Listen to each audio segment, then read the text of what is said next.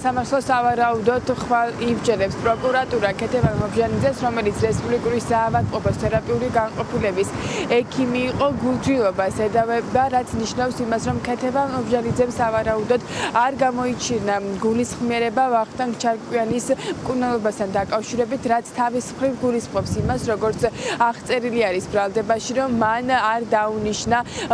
დაუნიშნა ისეთი მკურნალობა, რომელიც შესაბამისი კვლევებით არ დასტურდებოდა, რამაც შემდგომ უკვე გამოიწვია ახალგაზრდა ფეხბურთელის ჯანმრთელობის მდგომარეობის დამძიმება და ის უკვე თერაპიული განყოფილებიდან გადაიყვანეს რეანიმაციაში, სადაც გარდაიცვალა. ჩვენ ვესაუბრეთ გარდაცვლილი ფეხბურთელის მამას და უფლებადამცველებს, რომლებიც აცხადებენ, რომ ეს არ არის საკმარისი გამოძიება, საქმის არ მიმდინარეობს ჩქარი ტემპით, უკვე 4 წელია, რაც საქმის გამოძიება მიმდინარეობს. ქეთევან მობჟანიძე არის რიგით მეორე ბრალდებული მიმდინარე საქმესთან დაკავშირებით და ისინი აცხადებენ, რომ როგორც რესპუბლიკური საავადმყოფოს პირველი სართულის, ასევე მეორე სართულის ექიმების შემთხვევაში ორივე მხარემ გამოიჩინა დაუდევრობა, გულგრილობა, რასაც სწორედ ემსხვერპლა ახალგაზრდა ფეხბურთელის სიცოცხლე.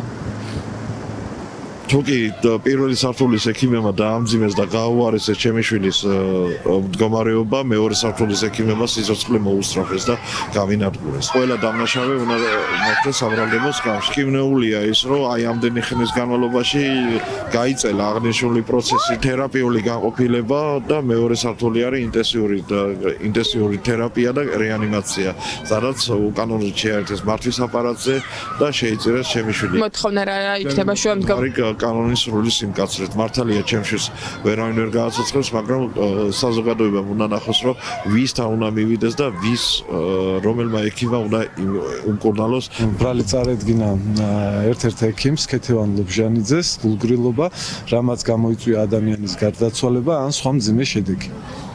ხვალ იქნება აღკვეთი ღონისძიება, ჩვენთვის ცნობილია, რომ ბრალდების მხარე, ანუ პროკურატურა შედის გირაოთი. ეს არის ის ექიმი, რომელმაც ფაქტობრივად საქმის მასალების მიხედვით ვერ განარჩია ვირუსული და ანტიბაქტერიული დაავადება, ამიტომ ვირუსული მკურნალობა საერთოდ არ დაუწყია და დაიწყო პირდაპირ ანტიბიოტიკებით, ისე რომ ყველანაირი ანალიზი არ ჩაუტარებია უბრალოდ, რო ვთქვათ და აქედან გამომდინარე გამოიწვია ვახტანგ ჩარკვიანის ჯანმრთელობის მდგომარეობის დამძიმება, რასაც შემდგომში უკვე მოყვა გარდაცვალება. აუკეთეს 1000-ზე მეტი ნარკოტიკული საშუალება, ამპულა, მათ შორის 557 ამპულა ფენტალინი და ამაზე ივანიშვილის რეჟიმი არ ატარებს გამოძიებას. უბრალოდ პოლიტიკური ნება არ არსებობს, რომ ეს ადამიანები დაждեն საბრალდებოს კამზე. გამოძიება გავიდა უკვე პირველი სართულზე თერაპევტების საქმიანობასთან დაკავშირებულ დარღვევებზე, რომელსაც დანაშაულის ნიშნები აქვს აშკარად. იმიტომ რომ პირველ სართულზე გარდაცვლილი იმყოფებოდა ყურადღებოდ, არა მარტო ეს პიროვნება, არამედ სხვა პიროვნებებიც ისე ძალიან ცუდ მდგომარეობაში რომ იტყვიან, ავტომობილები ეყარნენ პირველ სართულზე მისაღებში და კორიდორში.